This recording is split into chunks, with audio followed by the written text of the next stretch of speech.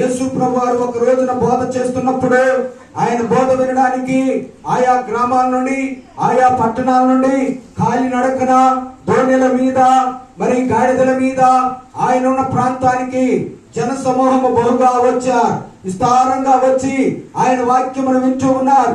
ఆయన వాక్యం వింటున్నప్పుడు చాలా ప్రొద్దుపోయేంత వరకు యేసు ప్రభువు నిర్వీర్యముగా దేవుని యొక్క వాక్యాన్ని బోధిస్తూ ఉన్నాడు. చక్కగా బోధిస్తున్న సమయంలో సడన్ గా శిష్యుల్లో ఒక అతను వచ్చి, బోధకుడా, ఇప్పటికే ప్రొద్దుకుంక సమయం ఆసనం అవుతుంది, వీళ్ళు చాలా దూరం నుంచి వచ్చారు, వారు వారి గ్రామాలకు కానీ వారి ఇండ్లకు కానీ చేరుకోవాలంటే మరి చీకటి పడుతుంది కనుక నీవు ముగిస్తే పెందలాడి ఇంటికి పంపించచ్చు అన్నట్టుగా ప్రభువుని అడిగారు. అప్పుడు ప్రభు అన్నాడు, వారికి మీరే భోజనం పెట్టాలి. దేవునికి స్తోత్రం. మీరే భోజనం పెట్టాలనగానే మా దగ్గర ఏముంది, మా దగ్గర ఏమీ లేవు, కాకపోతే పిల్లల దగ్గర 5 రొట్టెలు 2 చిన్న చేపలు ఉన్నాయనగానే అవి చాలు, నా దగ్గరికి తీసుకురమ్మన్నాడు. తీసుకొచ్చి యేసు ప్రభువారి చేతిలో పెట్టినప్పుడు ఆయన తండ్రి అయిన దేవుని కృతజ్ఞతాస్తుతులు చెల్లించి ఇవి అందరికి వడ్డించమన్నప్పుడు అందరూ తినగా 12 గంపలు మిగిలాయి.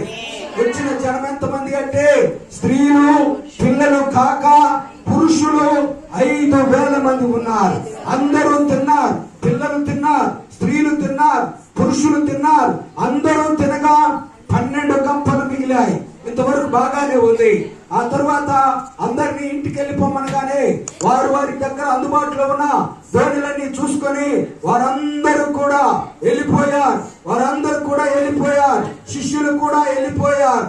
యేసు ఒక్కడే అక్కడ మిగిలిపోయారు. యేసయ్య ఒక్కడే ఆ రాత్రి కాల సమయంలో ఆ అరణ్యం లేకుంటే ఆ యొక్క అరణ్య ప్రదేశంలో ఒంటరిగా నిలిచి తండ్రి అయిన దేవుని సన్నిధిలో ప్రార్థనలో గడుపుతున్నాడు.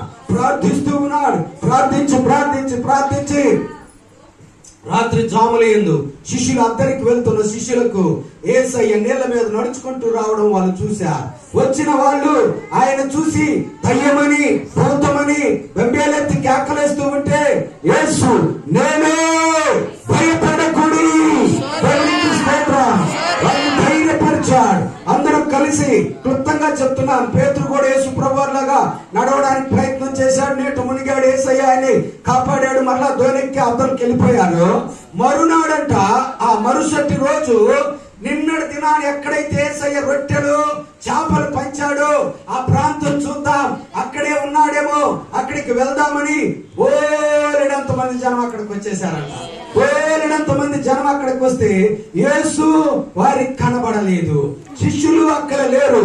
మరి ఎవరు లేకపోవటం చూసి మరలా తిరుగు దోణిలో ఈ దరికి వచ్చేసరికి యేసు అక్కడ కనబడ్డాడు. యేసు అక్కడ కనబడిన వెంటనే వాళ్ళు అంటున్నారు, బోధకుడా, నీవు అవతలు ఉన్నామేమోనని, అద్దరిని ఉన్నామేమోనని మేము అక్కడ దాకా వెళ్ళాము, నీవు అక్కడ లేకపోవడం చూసి వెనక్కి వచ్చామంటే యేసయ్య అంటున్నాడు, మీరు నా రొట్టెలను మీరు సూచనలు చూచటం వలనే కాదు కానీ రొట్టెలు భుజించటం వలన మీరు నన్ను వెతుకుతున్నారు. దేనికోసం వెతుకుతున్నారు?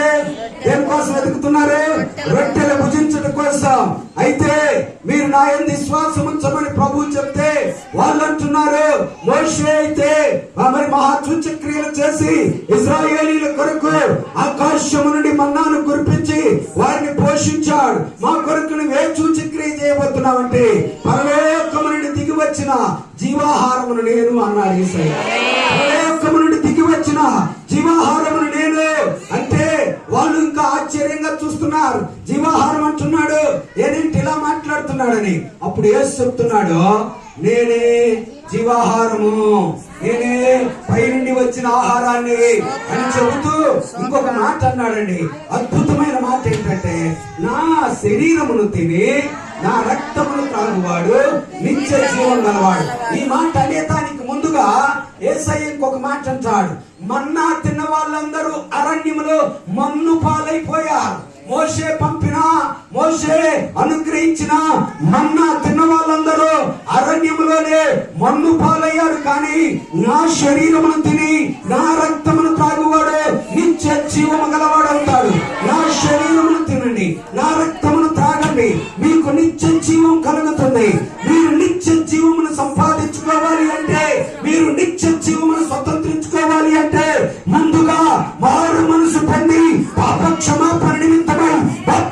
పొందండి. బాప్తిస్మం పొందిన మీరు నా శరీరమును తినాలి, నా రక్తమును తాగాలి.